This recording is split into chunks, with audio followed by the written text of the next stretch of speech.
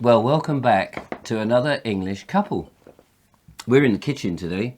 We are in the We kitchen. thought it would be a better setting for our discussions on all things to do with couples, life, the universe, and everything. And everything.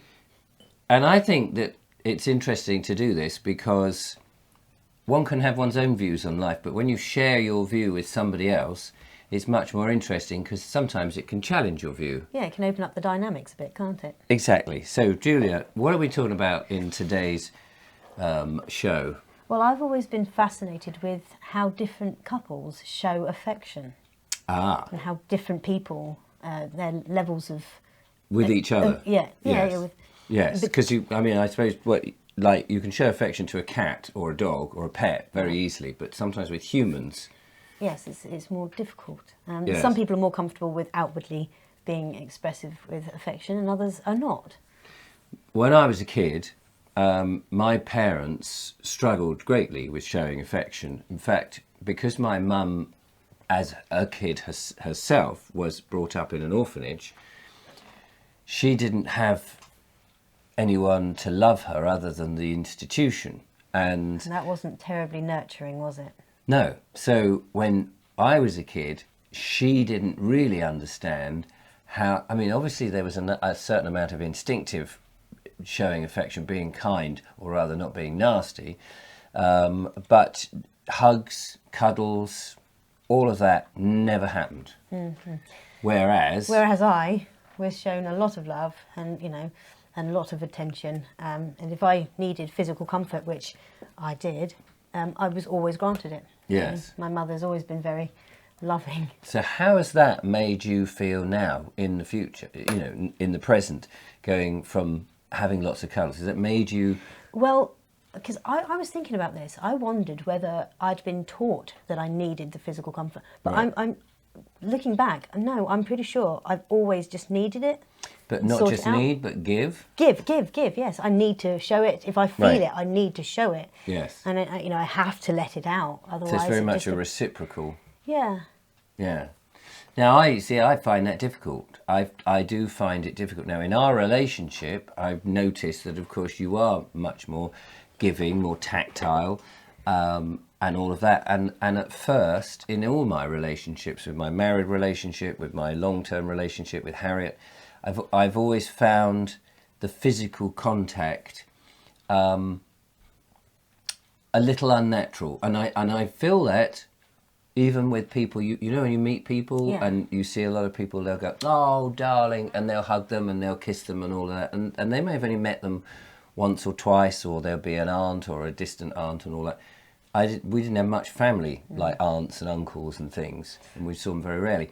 So none of that training, if you like, ever came. Yeah. Whereas my family is relatively large, so there was always Hmm. nanny kisses all over my face when we came back from Saudi, meeting us at the airport. And you carry on that with your children. Absolutely. And I know your mum is very tactile, but your dad's not quite so tactile, is he? No, he's much more reserved. Yes. But it doesn't mean to say I don't know when he's saying I love you. No, of course, and you can read him. So yeah, so that's me and that's you. But other people show, and we're quite different, We're a aren't we? bit on chalk that? and cheese in that way. In that way. So I'm learning to be more loving and I was touching, about to and, put my hand on yours. and so when you do put your hand on mine, I'm very much aware that that's what's happening, and it seems to be a learning process. So, probably giving away too much here, but that's us. But the thing is, by us talking a little bit about ourselves without going too gushy, I think people can understand that themselves. Viewers, there'll be other people like me, and there'll be people like you. Absolutely. And in a relationship, it's that meeting of the two and trying to sort of know when too much is too much or not enough is not enough. And I suppose, just thinking about it, in a way, it's going to be getting harder and harder for men to show affection in that way because of the way society's been going. Men have to be not manly but not feminine. You're not allowed Oh to. God, yes, You're not that's a allowed can to of show worms, weakness. isn't it? Yeah, Yes. there's a whole big can of worms there. I know there's a lot of You're not allowed to come on to a woman just in case it's sexual harassment. yes, and all those things that we used to know in the past that we've now been challenged on very strange, for it seems, political reasons. That and people, and thanks to social media, people are much more hyper aware, as you say. So they'll say, "Oh no, if you ask me out on a date, that's sexual harassment," and you go, "Well, how are you ever going to find a man then if you're saying that's sexual harassment? And how is the guy ever going to find a woman if he's too scared to approach a woman?" That's right. Yeah. But I must admit, I do appreciate not having to, avoid building sites and stuff. yes, It might be flattering, but if it happens, well, exactly. it's just really awkward. So unwanted affection. And it's like, are they whistling at me or, Yeah. So looking around, it's like, you feel like an idiot. So unwanted affection is one thing. Yeah. But I suppose From strangers, absolutely from not. strangers, yes, no, quite, and as you say, it may be flattering the first time or the second time. Oh, he wolf whistled, but when it's every time, it's just bloody nuisance. Yeah. When it's sort of, like when I worked in a pub, things like that, having my backside slapped was absolutely not appreciated. No, oh, quite. Thankfully, I was supported in that. I always think, though, in those situations, I know it's a bit off topic really, but I always think in those situations, if people on a building site are going, "Oh, hello, love, all right, love, come show us your bits," and blah blah blah, and if the woman then just up fronted and said, "Well, come on then, have some, come," and They'd be like, yeah, I think they'd be, "Oh, no, it's all right, that was love." a bit much, love. Yeah, if the woman suddenly just put the boots on her feet and started coming on to them. Yeah, it can be very intimidating when it's turned around. It's Yes. like, okay. I think you're pulling their blood. But we're more talking about showing affection Between couples. Between couples who are, agreeably in love or whatever. Agreeably. Agreeably, I like that. as opposed to, unwanted. So, I mean, clearly you see people of all ages, and it's very sweet when you see more elderly people still holding hands. Yes.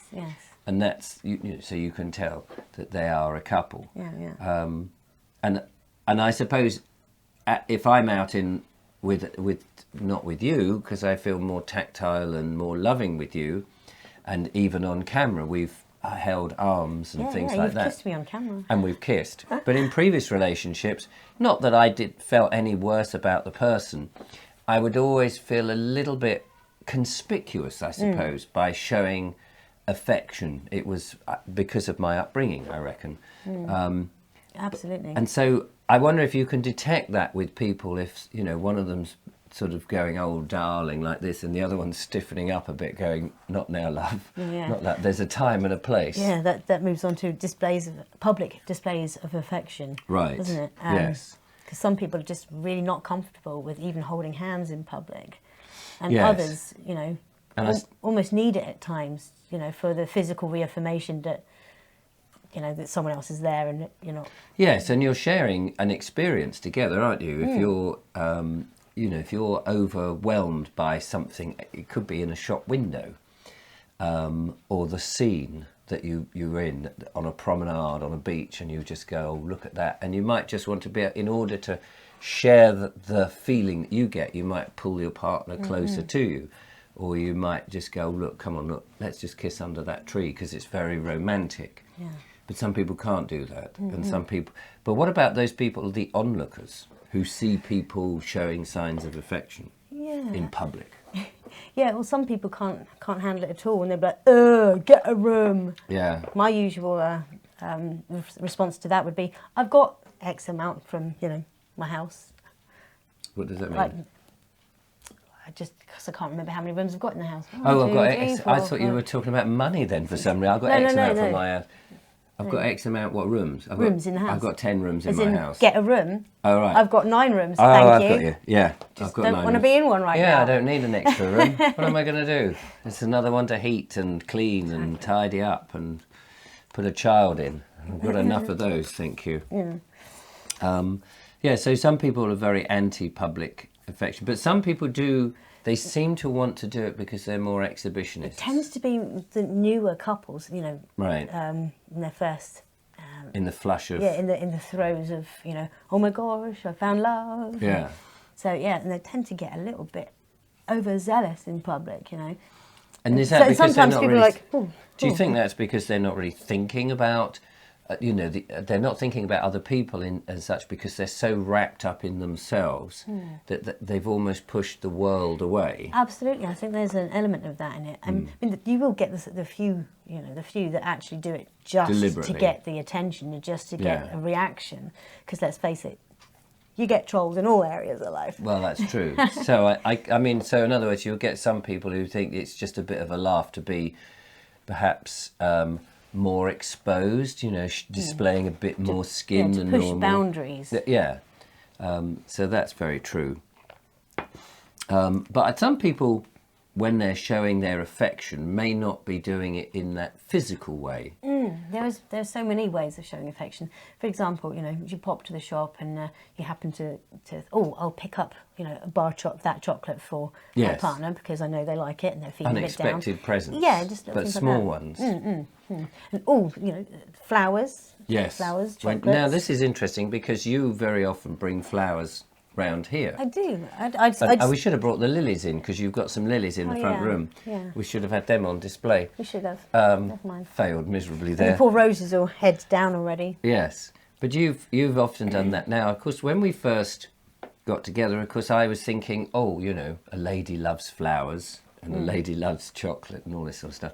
And I thought, well, it's very difficult for me to give you flowers because you'd be going back to your situation where you're separated Yeah, but it's living not- at home. Yeah. And we're not trying to make We're not your- trying to shove it down anyone's throat. throats and all that. And It it's might just- seem to the contrary, but honestly, yeah, so we have to be a bit respectful. So, although you're not living here as in a full-time resident with your kids and stuff, because you can't because of the space and all my paraphernalia, but it's very lovely that you bring in those feminine touches, even though you're saying, well, these are for you, Richard, but they're also for us. I get to enjoy them. Too, Yeah, absolutely. For example, the lilies, because I don't know if you have a favourite flower. Well, no, not really. That's what I I mean, thought. that's the thing. But I lilies suppose- are my favourite. Yes, and they're lovely. I mean, I think the flowers that last a long time, cut real flowers, and that give off a nice scent, they're my favourite flowers. And also, if they look nice on camera, which is why I'm kicking myself for Not bringing them in. Yeah, not bringing them in because they Right, look lovely. stop. Let's start again. Joking. Sometimes, though, as you say, the pressure when you've got Valentine's Day, birthdays, Christmas, I am rubbish at trying to go, I've got to get something for the person that I love. And it doesn't even have to be that. It can be for my kids, because I love them, obviously. But people that you feel you've got to buy presents for, because it becomes a thing. It's not that, look, I'll just fill your tank up with petrol because we're here and you're low and I know you haven't got much money, so we'll just shove in a few quid of petrol, which is just a gesture of love, but it's not one that you're expecting anything back. But there's the pressure, isn't there? The commercialism of these dates. I hate that commercialism funnels us down into these few days where we're supposed to show affection and Yes. appreciation for other people. No. As if the rest of the time you don't. It's like every day you should be, taking at least one little tiny moment to appreciate the person, because you never know what the future holds. You never know how long you get or don't get. The minute your partner disappears out the door, to go down their corner shop might be the last time you see them. An aeroplane may fall on their head, or an ant might eat them. And I must admit, an ant might eat them. Oh my God! bit Honey, big. I shrunk the kids, and they're getting eaten by an ant. Oh, There God. might be big ants, but so I find that difficult. How difficult do you find it to buy stuff on those? I'm not good with pressure buying like that. So, I mean... Especially at Christmas when there's a whole list of people. Oh my God, don't get me started on... And Think of getting started. I should get started on Christmas. But anyway. Yes, I know. So I much rather, like we bought a lovely dress for you when we were in a shop. I won't mention a name, but we were in a lovely shop. And we were just coming out and then we saw this range of dresses. And okay, partly I'm thinking that looked good on camera because that's just the way I am. Yep.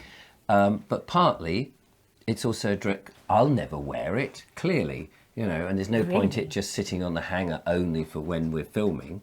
And I said, oh, and you were looking at it, and I said, well, let me get it to you. Now, to me, that is a gesture of love, because I know you probably would have gone, oh, it's a bit too much. And Yeah, what have you. I can't warrant spending that on myself. And all of that. And it's easier for me just to turn around and say, oh, no, I'll get that.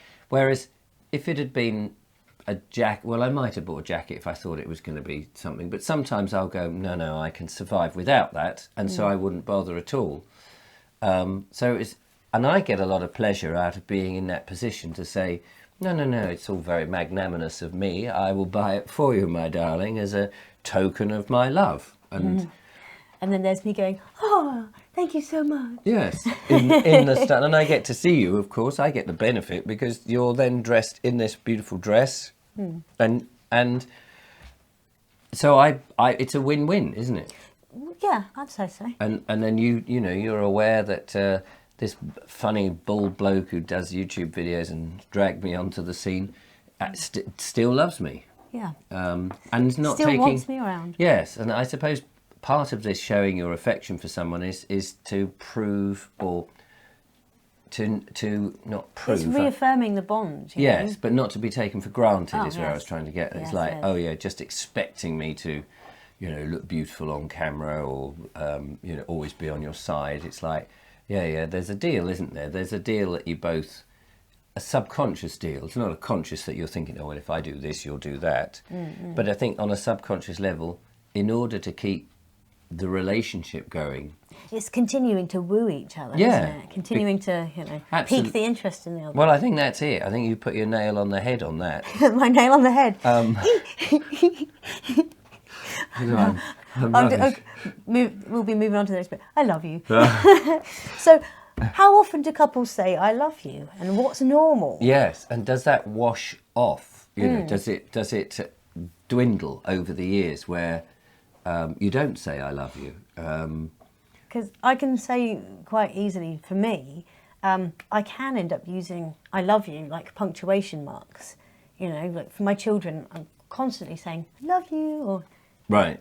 do you know? Yeah. Constantly dropping it in there. And Joe's very good. He goes, "Love you too, mummy," or it's "W too, mummy." And I guess in a way, if you stop saying it to the kids or to your partner that you have been saying it, maybe at first you don't become aware of it, and maybe then over time it's like, oh, she hasn't said that. So it could, of course, it could make it can be added. Could be a big indicator. Couldn't Might it? be an indicator that actually, do you know what, this relationship is over, and I tolerate you. Hello, darling, I tolerate Hello, you. I tolerate you. It's like, no. Kind of like you. Kind of like you. Gone off you. You're alright. Yeah, hate you. Hate you. Hate you. Hate your guts. See you later. Hate you. Hate is a strong word. Don't but want hate to come you. back, but, you know, wish you were dead. And all of that. But some people actually rarely say "I love you." Yes. Except for in birthday cards, Christmas cards, or Valentine's. Yes. And anniversary cards. Okay, that's potentially 4 times a year, but It is funny, isn't it, how something like "I love you" can be a huge hurdle, like saying sorry can be and then you just think, it's just a word. It's just- you know, it's just we, a set of We can words. articulate words very easily, but the whole word is loaded with meaning. And But the thing is, with "I love you," and for the first time in a relationship, it's, are they going to say it back? You know, that's a Yes. really big thing, isn't it? yes, and also they often, you know, you get that, blokes often get this advice is never say "I love you" too early, because it might seem too much for the woman, and Yeah, the commitment, or it might be the other way around. I guess Exactly, it's yeah, it could be the other actually way thinking around. about it, yeah. And it's like, oh, that's not, you know, I was just here for a quick shag, you know, not here for the commitment stuff. But in some cases, it's absolutely the right time. You know, if it's the right person in the right Yes. moment, in the right frame of mind, Yes. it can, yeah. So Because you never know. Well, exactly, and we do that a lot. I mean, we're relatively new in our coupling. Yeah. It's not like we've been together for 20 years. No. And in 20 years' time, it may be that just the holding hands is all you need. Yeah. Or sitting, sometimes you can just be in a room and just feel the love for each other, but one might be knitting and the other one might be writing letters, you know, but you can still, the fact that you're in the same room sharing the environment but doing slightly different things.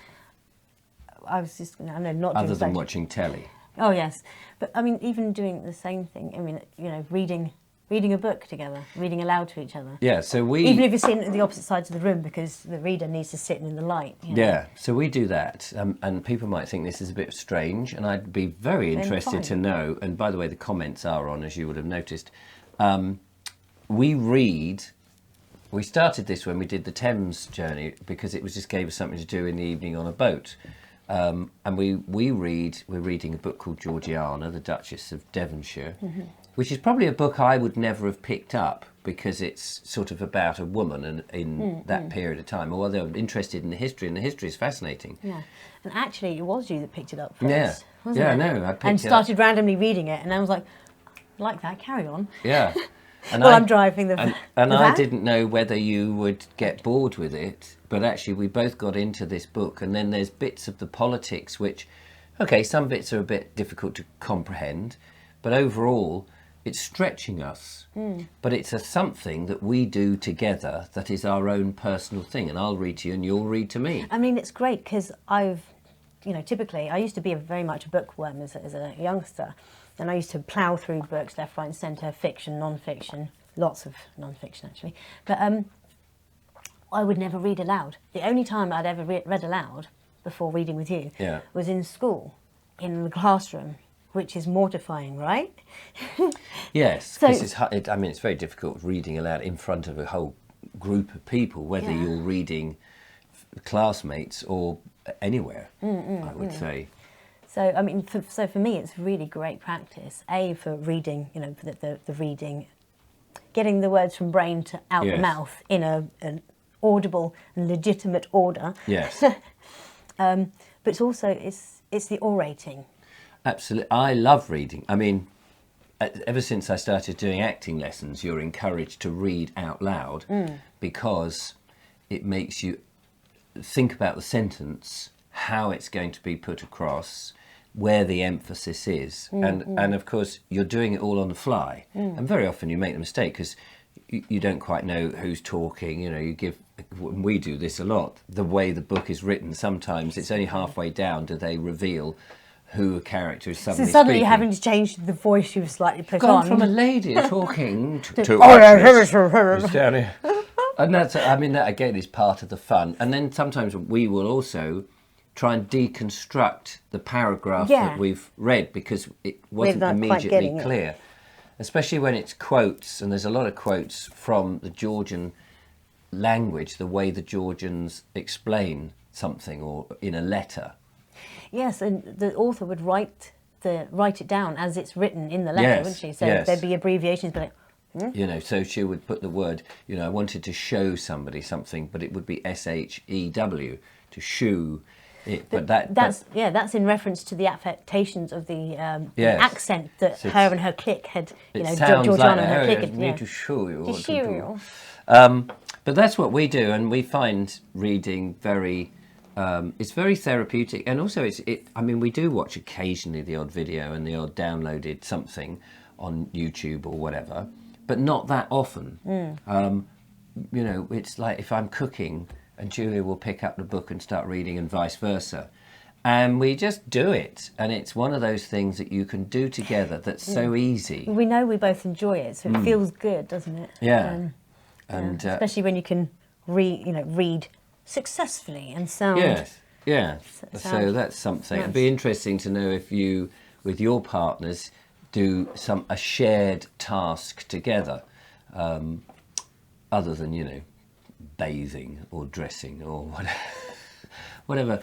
But sometimes people might have an animal like a horse, and they would look after the horse, or an object like a boat, where they both work on the boat together. Oh gosh, there's so many things to be done on a boat, so you definitely need to be a team on a boat. Certainly, I think in another discussion on another subject, we should talk about the things that people do separately, because everybody needs a place to go to not always be on top of each other. Absolutely. But so we've got any other things on our... Sweetheart endearments. Oh, blimey. What is that? Well, for example, some people can't bear to be called baby. And that's true. And yet, I know or it babe. seems... Yeah, babe. I mean, yeah, okay, sometimes that falls out of my mouth, but it's usually with tongue in cheek. Yes. But It's like I was called once by a partner. They started to call me sexy. There's hello sexy, and I never felt that I was in any way sexy with this particular person who I won't mention. It's not you, so don't panic. I was going to say, well, No. And they would say that, and I just, in the end, I said, please don't call me sexy, because it sounded contrived. And I just said, I can't believe I did that. I said, my name's Richard. Just call me Richard. So I wasn't very helpful there, admittedly. you weren't ready to be called I wasn't anything. really, yeah, I mean, it's that side of my personality, which of course doesn't get portrayed on the cameras and stuff, which is a very personal side of me. I was not really into that, you know, and I think my childhood separated me from a lot of interpersonal relationships, if I can put it that way, with women, which, and so once I was called that, so, and I, you know, babe is a very weird term, Well, but yeah. people do use it, don't they? Yeah, they do, because, you know, a bodacious babe, you know, come on. And baby, I always get confused, really. I keep thinking, Because, you're not well, a I'm baby, not a you're baby, a grown you know. woman. You're a grown person. You're not a baby, but, you know. Yeah, it is a confusing one, that, but there are times when But it works. the sweetheart endearments is also sort of those made-up names that people Yes. call each other. Like some, you know, like Schnookums. Yeah. That's not a personal Right. example. No, hello, Schnookums.